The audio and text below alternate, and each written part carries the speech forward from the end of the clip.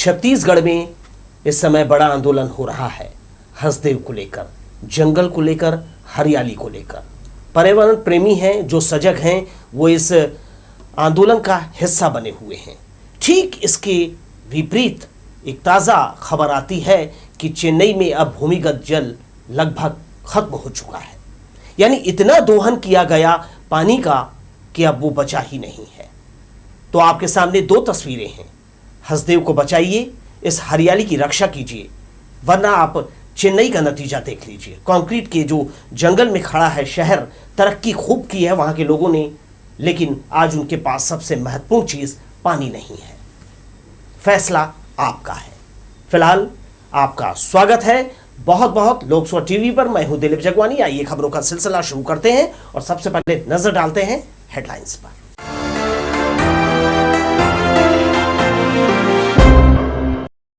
विधानसभा चुनाव नजदीक आते देख भाजपा ने शुरू किया आंदोलनों का सिलसिला। प्रदर्शन के पूर्व अनुमति के खिलाफ किया उग्र आंदोलन।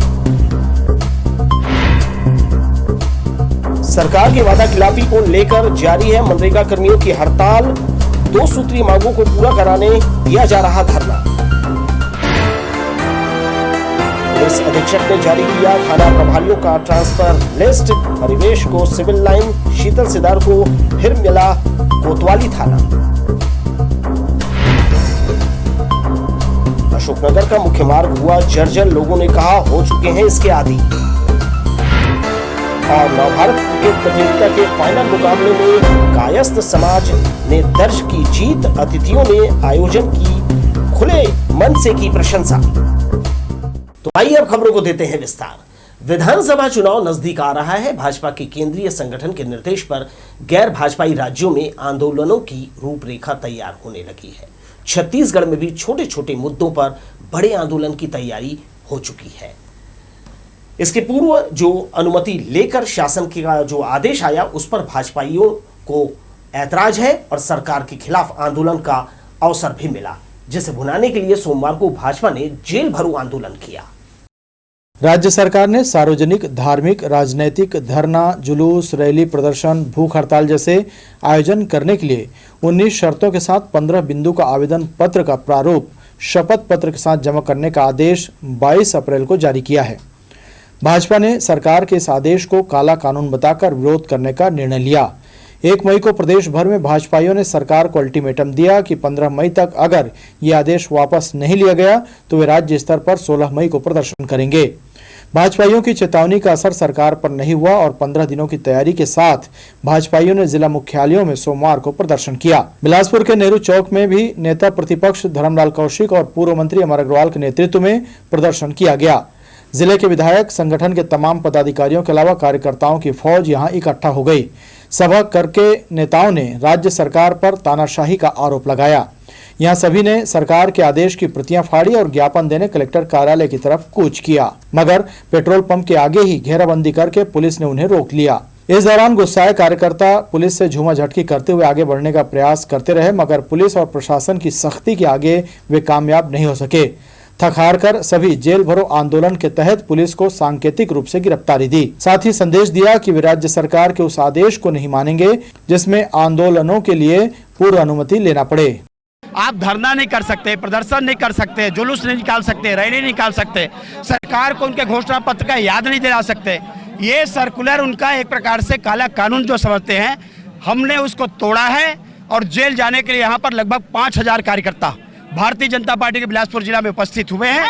हम जा करके वहां तक गए, कलेक्टेड जाने का हमने पूरा प्रयास किया, लेकिन भूपेश बघेल डरता है और पुलिस को आगे करता है। कांग्रेस की सरकार ने डर के कोई आंदोलन नहीं कर सके। धार्मिक, राजनीतिक, सामाजिक एक आदेश जारी किया है जो कानून सम्मत नहीं है।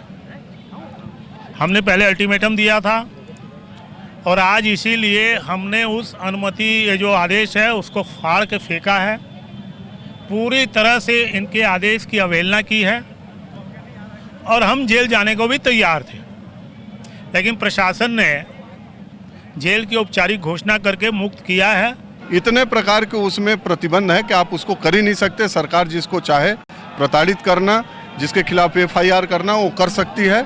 ऐसे तमाम बिंदु हैं तो ये मिनी आपातकाल की याद दिलाती है। इसलिए भारतीय जनता पार्टी ने, चूंकि इस सरकार को मालूम है कि आने वाला 1.5 साल हर प्रकार किसी प्रकार के इनके खिलाफ में आंदोलन होने वाला है, इसलिए डर के मारे ऐसा कानून एक सर्कुलर निकाले हैं।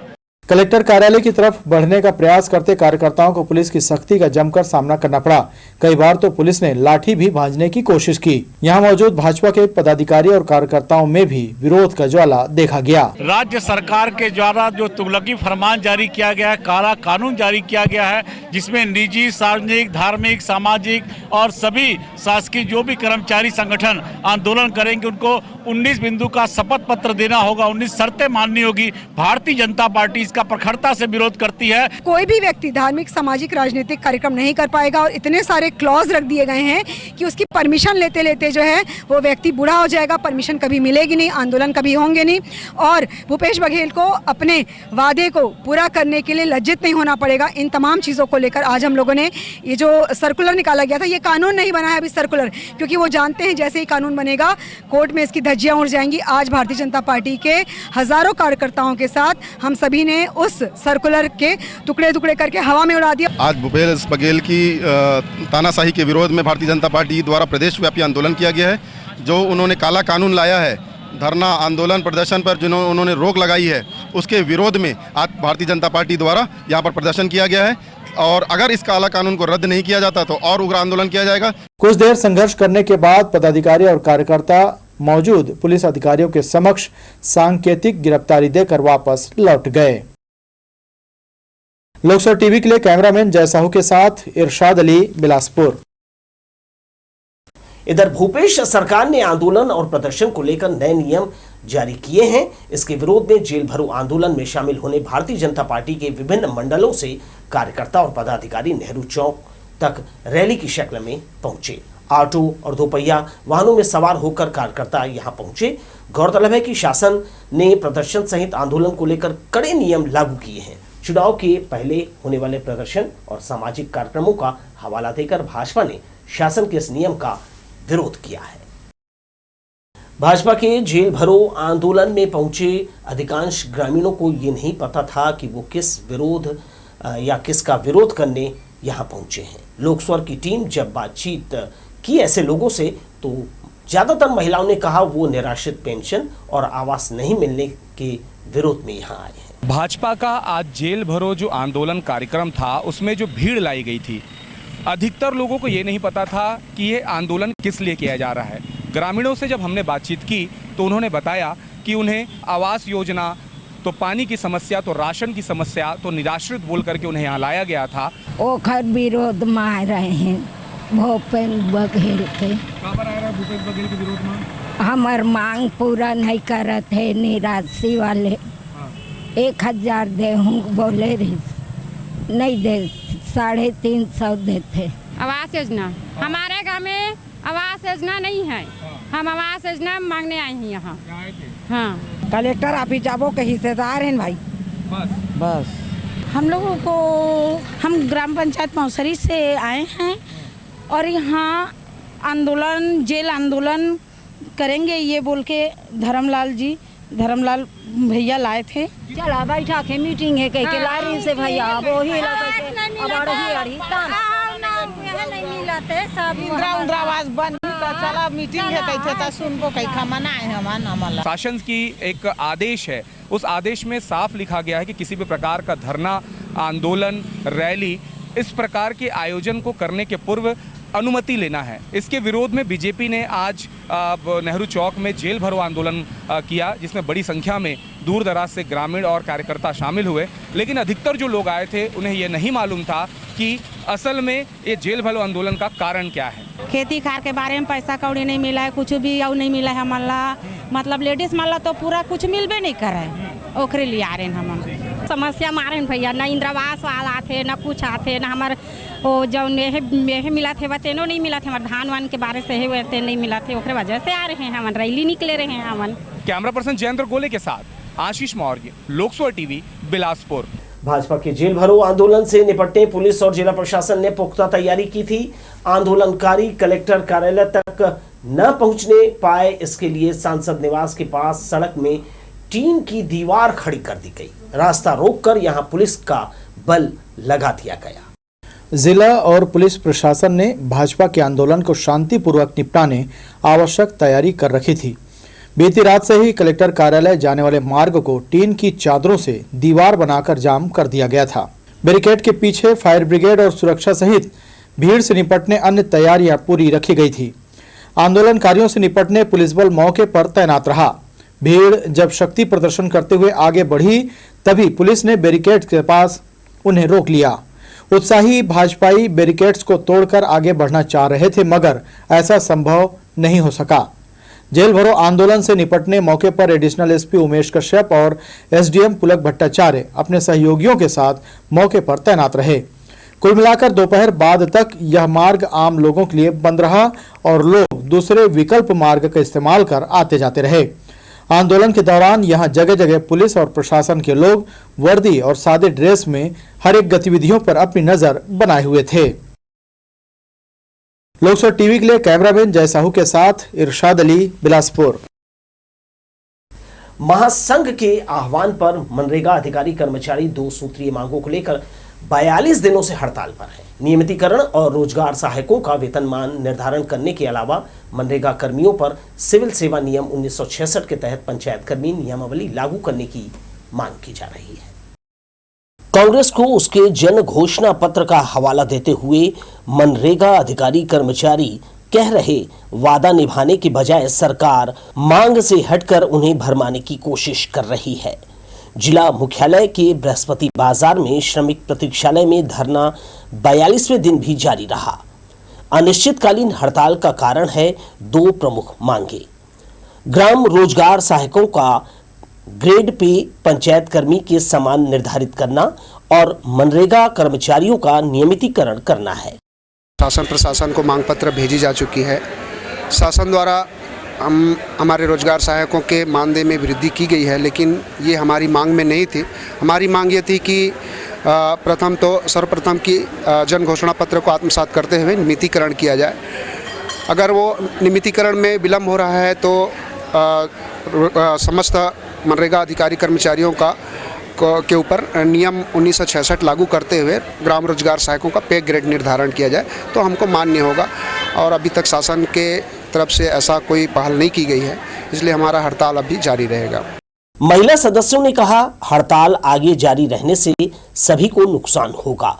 वैसे भी कम मानदेय में घर चलाना संभव नहीं है, इसलिए शासन जल्दी से जल्दी नियमितीकरण करे जिससे वे दोगुने उत्साह से काम पर लौट सके। ये संभव नहीं है कि 5-6 हज़ार में अपना घर चलाए, क्योंकि 5-6 हज़ार तो हमारा आना जाने में ही खर्चा हो जाता है। तो बच्चे को क्या पढ़ाएंगे, मान ले जाए ये है। और हम लोग आज लगभग 4 तारीख से बैठे हुए हैं। आज लगभग 45 दिन हो गया है और शासन हमारे प्रति ये बोले हैं कि मतलब वेतन वृद्धि किए हैं, जबकि ये हमारे मांग से बाहर हुए हैं, उनके घोषणा पत्र से बाहर हैं। तो हमारा मांग तो 2 ही है कि नियमितीकरण और ग्रेड पे चाहिए हमको। शासन मनरेगा कर्मियों के 2 सूत्री मांगों के संबंध में विचार करने के लिए हाल ही में समिति का गठन किया है। हालांकि इससे पहले भी छत्तीसगढ़ शासन ने 3 समितियां गठित की थी, लेकिन मांग पर फैसला नहीं हो सका, जिससे लगता है सरकार तारीख पर तारीख दे रही है। कैमरामैन सतीश साहू के साथ दिलीप जगवानी, लोकसभा टीवी, बिलासपुर। इधर जेल भरो आंदोलन में जिले में भाजपा के 3 विधायक होने के बाद भी सिर्फ नेता प्रतिपक्ष धर्मलाल कौशिक ने अपनी गिरफ्तारी दी। किसी भी आयोजन, धरना, प्रदर्शन को लेकर अनुमति लेने के आदेश के विरोध में सोमवार को प्रदेश भर में जेल भरो आंदोलन किया गया। भाजपा नेताओं के साथ नेहरू चौक पर पहुंची भीड़ ने गिरफ्तारी दी। एसडीएम की उपस्थिति में करीब 237 प्रदर्शनकारियों ने गिरफ्तारी दी, जिन्हें जमानत मुचलका दिया गया। गिरफ्तारी की अभी फॉर्मेलिटी जो है की जा रही है। बीजेपी के जो है सीनियर लीडर और कार्यकर्ता जो है आज भी अपने विभिन्न मांगों को लेकर कलेक्ट्रेट घेराव के लिए आए हुए थे, जिनको रास्ते में बैरिकेड्स करके और पुलिस के द्वारा रोका गया और उनको समझाइश दी गई और शांतिपूर्ण ढंग से यह कार्यक्रम संपन्न हो गया। भाजपा के जेल भरो आंदोलन में 237 लोगों की गिरफ्तारी हुई है। उसमें एक एमएलए हैं और जिनकी सूचना पिता से भेजी जाएगी और सभी को एटीएम के समक्ष पेश किया गया और मौके पर जमानत में लिया गया। बोदरी नगर पंचायत के मुख्य सड़क पर फैली गंदगी और कचरे से लोग हलाकान हैं। मुख्य सड़क पर जगह जगह कचरे का ढेर देखा जा सकता है। गंदगी फैलाने में दुकानदार भी पीछे नहीं है। अधिकारी और सफाई ठेकेदार की लापरवाही के कारण इसका खामियाजा पूरे नगर के लोगों को भुगतना पड़ रहा है। आपको बता दें कि बोदरी नगर पंचायत को स्वच्छता का सर्टिफिकेट मिला है। एसएसपी पारुल माथुर ने आदेश जारी कर सिविल लाइन थाने की जिम्मेदारी एक बार फिर से परिवेश तिवारी को दी है। शीतल सिदार को फिर से सिटी कोतवाली थाना भेज दिया गया, जबकि सकरी थाना प्रभारी फैजुल होता शाह को तोरवा, पौरश कुमार कुर्रे को सकरी और देवेश सिंह राठौर को तारबहार के अलावा हरिश्चंद्र तांडेकर को सरकंडा थाना की जिम्मेदारी सौंपी गई है। तबादला सूची के बाद अभी कुछ निरीक्षकों ने जिले में अपनी आमद नहीं दी है। आने वाले दिनों में जिले के बाकी थानों में भी फेरबदल की संभावना है। 70 वर्षीय बिंदाबाई बंजारे के मौत के मामले में शॉर्ट पीएम रिपोर्ट आ गई है। आरोपी पुत्र अजय बंजारे ने मुंह पर तकिया रख अपनी मां की हत्या की थी। सोमवार को सिविल लाइन पुलिस ने आरोपी को गिरफ्तार कर न्यायालय में पेश किया। गौरतलब है कि आरोपी अजय बंजारे आए दिन शराब के लिए रुपए की मांग करता था और नहीं देने पर मां से मारपीट करता था। शुक्रवार शनिवार की दरमियानी रात मां पुत्र में विवाद हुआ। विवाद इतना बढ़ा कि पुत्र ने अपनी मां को मौत के घाट उतार दिया। उधर बिल्हा थाना क्षेत्र के अंतर्गत ग्राम सिलियारी में एक 80 वर्षीय बुजुर्ग ने अज्ञात कारणों से फांसी लगाकर जान दे दी। बताया जा रहा है कि मृतक समारू भारद्वाज घर के बाहर सोया हुआ था। सुबह जब परिजन उठे तो समारू को फांसी के फंदे पर लटकता हुआ देखा। परिजन इसकी सूचना बिल्हा थाने को दी। मौके पर पहुंची पुलिस ने मौका मुआयना कर शव को पोस्टमार्टम के लिए भिजवा दिया। बुंदेला गांव में वैवाहिक कार्यक्रम के दौरान राहुल बंजारे से किसी बात को लेकर गांव के ही 2 युवकों की कहासुनी हुई और मामला मारपीट तक जा पहुंचा। बीच बचाव करने पहुंचे राहुल बंजारे पर रोशन तिवारी और ओम प्रकाश सांडे ने टंगिया से हमला कर दिया। हमले में राहुल बंजारे के गले में गंभीर चोट आई है, जिसे हॉस्पिटल में दाखिल कराया गया है। चकरभाटा पुलिस इस मामले में दोनों ही आरोपियों को गिरफ्तार कर लिया है। आरोपी रोशन तिवारी और ओम प्रकाश सांडे के खिलाफ धारा 307 और मारपीट की कार्यवाही की गई है। रायपुर रोड स्थित परसदा में modern and moral academic public school open हुआ है, जहां बच्चों को संस्कार के साथ आवश्यक शिक्षा खेलकूद के जरिए दी जा रही है। हालांकि स्कूल में छुट्टियां लगी हुई है, मगर समर कैंप में छोटे छोटे बच्चों को आकर्षक खेल के माध्यम से जानकारियां दी जा रही है। अत्याधुनिक सुविधाओं से लैस इस स्कूल का क्रेज अब पालकों के बीच दिखाई देने लगा है। Modern and moral academic public school में 9 मई से लेकर 15 मई तक समर कैंप लगाया गया। यहां एडमिशन ले चुके बच्चे इस दौरान मनोरंजन के साथ ज्ञानवर्धक शिक्षा प्राप्त किए। धूप से बचने सुबह सुबह इस कैंप का आयोजन कर बच्चों को लूडो, कैरम, बैडमिंटन, रस्सी खींच, रनिंग के अलावा गार्डन में वृक्षारोपण के जरिए उनके अंदर मोरल शिक्षा की पद्धति का समावेश कराया गया। काफी कम उम्र में इस तरह के संस्कार उनके मन में डाल देने से आने वाले समय में उनके अंदर पिरोए गए संस्कारी बीज निश्चित तौर पर दूसरों को भी संस्कारवान बनाएगा। इस लिहाज से इस स्कूल ने समर कैंप का फायदा उठाकर बच्चों को संस्कारी बनाने का भरपूर प्रयास किया। सामाजिक गतिविधियों के अलावा खेल खेल में उन्हें तमाम जानकारियों से अवगत कराया गया। पौधों के रोपण का महत्व बताकर उन्हें पर्यावरण को संतुलित रखने की सीख दी गई। यही नहीं, अलग अलग खेल गतिविधियों से भी उनका मानसिक विकास किया गया। इस कैंप को यहाँ मौजूद दक्ष शिक्षकों ने काफी उत्साहजनक बना दिया। खेल में जहां उनके साथ सहभागी बने, वहीं पौधारोपण में भी उन्हें उसकी गंभीरता बताई।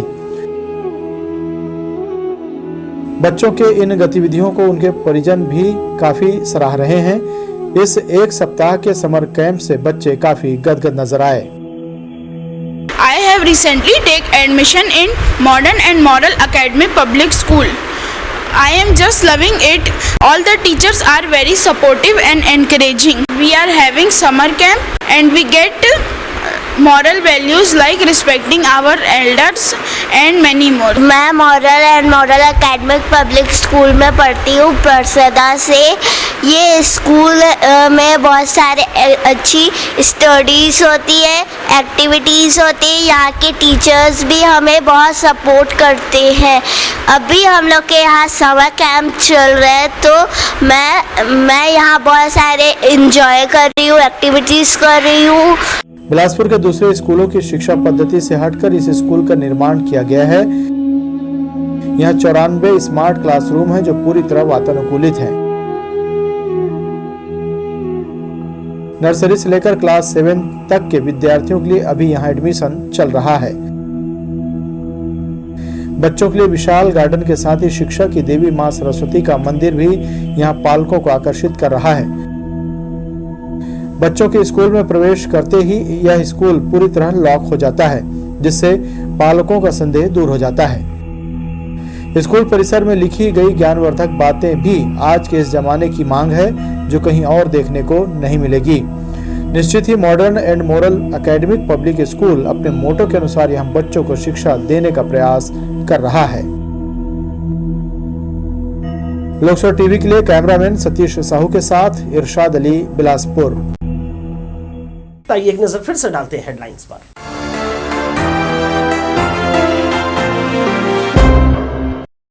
विधानसभा चुनाव नजदीक आते देख भाजपा ने शुरू किया आंदोलनों का सिलसिला। प्रदर्शन की पूर्व अनुमति के खिलाफ किया उग्र आंदोलन। सरकार की वादा खिलाफी को लेकर जारी है मनरेगा कर्मियों की हड़ताल। 2 सूत्रीय मांगों को पूरा कराने दिया जा रहा धरना। पुलिस अधीक्षक ने जारी किया थाना प्रभारियों का ट्रांसफर लिस्ट। परिवेश को सिविल लाइन, शीतल सिदार को फिर मिला कोतवाली थाना।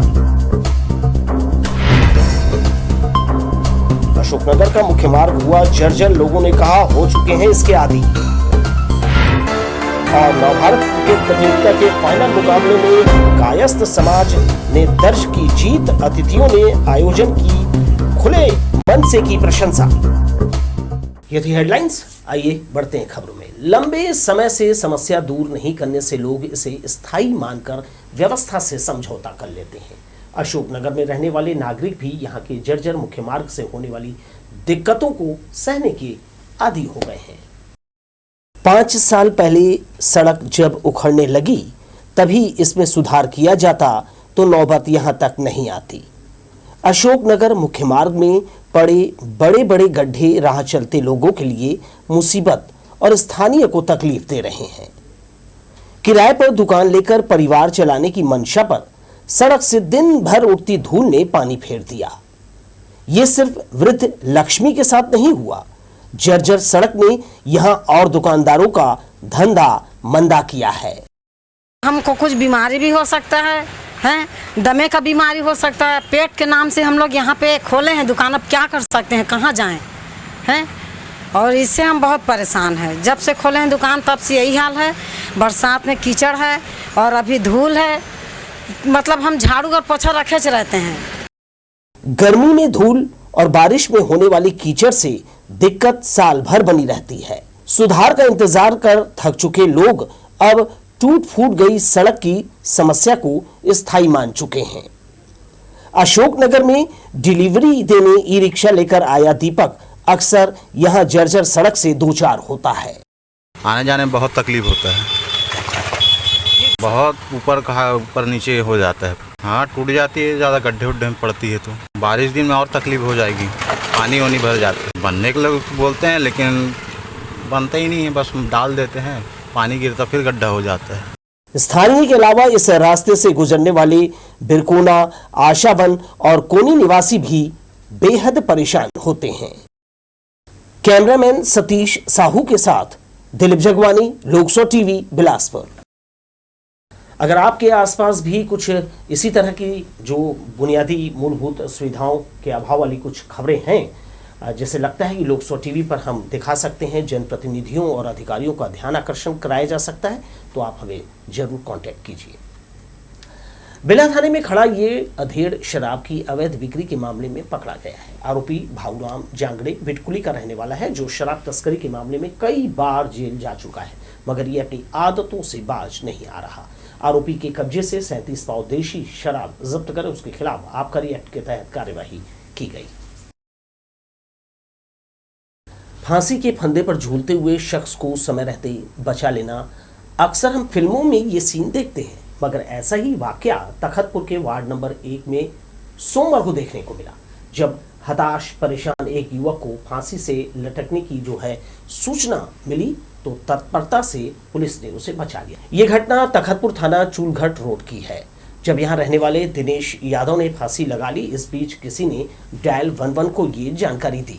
फिर क्या था, बंद दरवाजे को जवानों ने तोड़कर भीतर प्रवेश किया और तत्काल फांसी पर लटके दिनेश को नीचे उतारा। स्वास्थ्य केंद्र भेजकर उचित इलाज कराया गया। पुलिस की सक्रियता से युवक की जान बचा ली गई।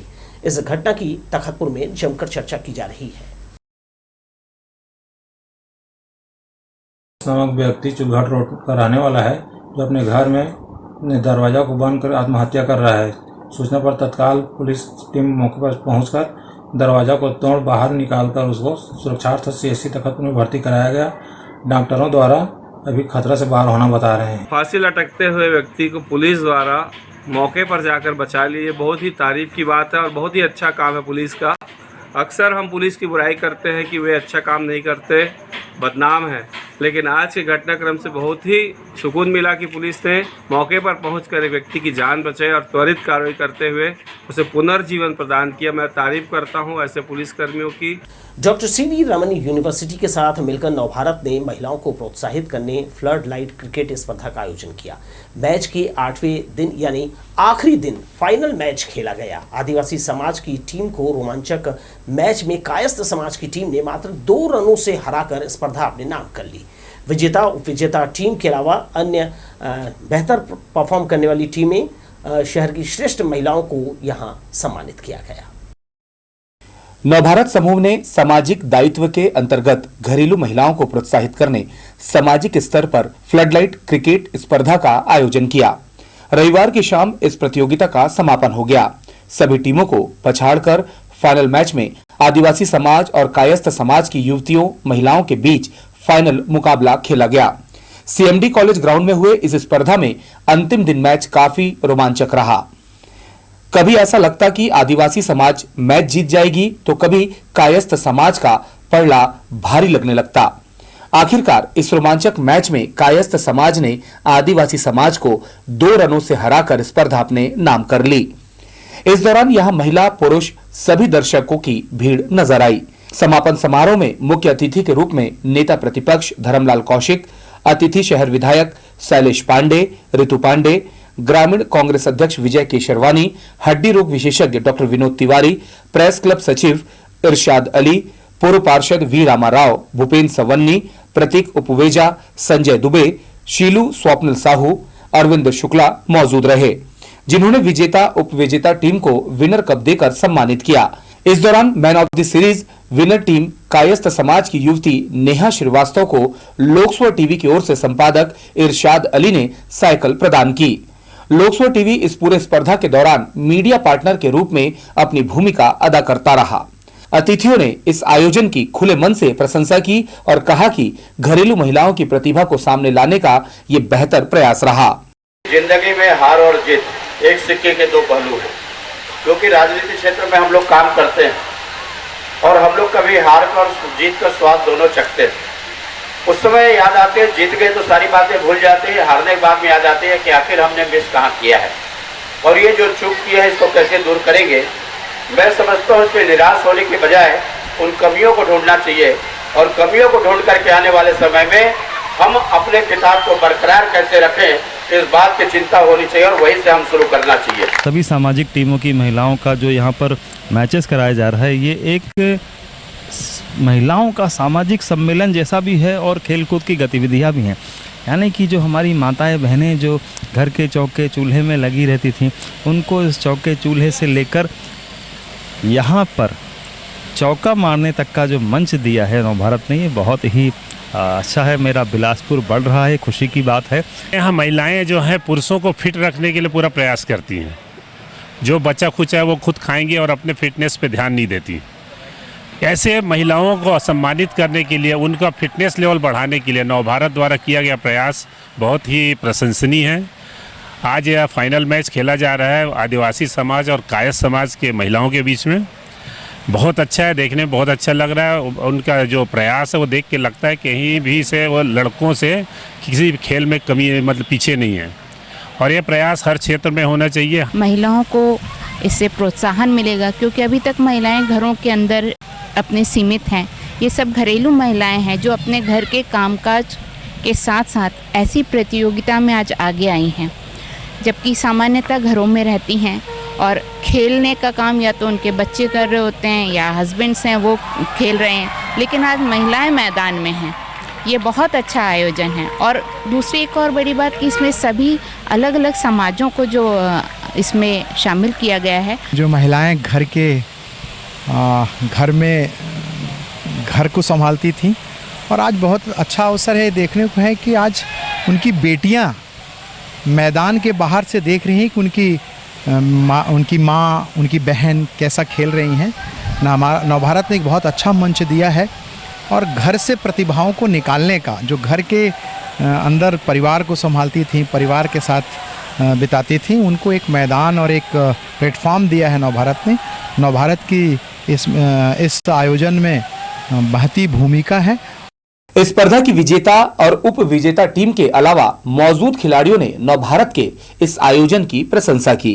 स्टार्टिंग में जरूर हमारा रन आज बहुत कम बना था, पर उन लोगों का बॉलिंग बहुत अच्छा आया था। मतलब वो बहुत अच्छा खेला, वो लोग भी उनकी फील्डिंग बहुत अच्छी थी। और फिर किस प्रकार से तैयारी रहेगी? अब हम लोग पहली बार कायस्थ समाज जिस टूर्नामेंट में उतरी है, उससे पहले हमको पता नहीं था कि ये टूर्नामेंट होता है। लास्ट ईयर हम लोगों ने पार्टिसिपेट नहीं किया था, पर इस बार खेल के सबको मज़ा आया है कि अब हम लोग रेगुलर इसमें प्रैक्टिस में रहेंगे कि हम नेक्स्ट ईयर की तैयारी अभी से ही चालू करते हैं। लगातार इन्होंने कंटिन्यू इतनी अच्छी प्रैक्टिस की, जिसके कारण आज हमें जीत हासिल हुई। हमारे खिलाड़ियों ने डेली इतना ज़्यादा मेहनत किया, जिसका परिणाम आज हमारे जीत में तब्दील हुआ। अब हमारी समाज की महिला अभी घर से बाहर आई है, और बाकी भी खेलों में हम बढ़ चढ़ के भाग लेंगे, और जिससे इनको आगे और भी खेलों में हमारे समाज का नाम रोशन करेंगे। इस दौरान नवभारत परिवार की ओर से स्पर्धा में भाग लेने वाली सभी टीमों को यहां सम्मानित किया गया। अलग अलग क्षेत्रों में बेहतर काम करने वाली शहर की युवती महिलाओं का भी यहां सम्मान किया गया। सभी को प्रशस्ति पत्र और मोमेंटो अतिथियों के द्वारा भेंट किया गया। इस दौरान नवभारत के city chief Amitabh Tiwari, marketing head DGM Sujit Bose के दिशा निर्देश पर senior marketing manager Malay Bhattacharya के अलावा उनकी टीम और प्रतिनिधि मौजूद रहे। कैमरा पर्सन प्रदीप भोई के साथ आशीष मौर्य, लोकसभा टीवी, बिलासपुर। बिलासपुर भीषण गर्मी की चपेट में है। 5 दिनों से तापमान कम होने का नाम नहीं ले रहा है। सोमवार को भी सूर्य की तपिश ने लोगों को खूब झुलसाया। लगातार पारा बढ़ रहा है। दोपहर को बाजार और सड़कों पर सन्नाटा पसरा रहा। दिन का अधिकतम तापमान 43 डिग्री सेल्सियस के आसपास दर्ज किया गया। चिकित्सकों ने लोगों को ज्यादा से ज्यादा पानी पीने और धूप से बचने की सलाह दी है। लगातार पड़ रही भीषण गर्मी और गिरते भूजल स्तर की वजह से लोगों में हाहाकार मचा हुआ है। तालापारा और तारबहार में भी यही स्थिति देखी जा रही है, मगर जनप्रतिनिधियों की सक्रियता से कुछ हद तक इस समस्या को दूर कर लिया गया है। लेकिन टिकरापारा और रेलवे क्षेत्र में भी ये समस्या सिर उठाने लगी है। यहाँ बोर से पानी नहीं आने के कारण लोग परेशान रहते हैं। जल स्तर में लगातार गिरावट के कारण आने वाले दिनों में कई क्षेत्रों में पानी की जो समस्या है वो खड़ी हो सकती है। जरूरत है इस ओर ध्यान देने की। जैसा कि हमने पर्यावरण और पानी से अपने इस बुलेटिन की शुरुआत की, और पानी की जो समस्या है ध्यान आकर्षित कराने वाली इस खबर के साथ हम इस बुलेटिन का समाप्त करते हैं। तो आप ध्यान रहे, पानी की वैल्यू समझिए। फिलहाल आप देखते रहिए लोकसभा टीवी और मुझे दीजिए विदा। नमस्कार।